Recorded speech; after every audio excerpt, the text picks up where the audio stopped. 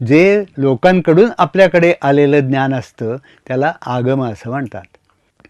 काही लोक म्हणतात आगमाला अर्थ नाही, आम्ही आगम मानत नाही, कारण सायन्समध्ये आगम मानत नाहीत. हे म्हणणं चुकीचं आहे. सायन्समध्ये आगम सतत वापरला जातो. आईन्स्टाईनने एक सिद्धांत सांगितला, E=mc². आईन्स्टाईननी सांगितलं म्हणून मानला जातो.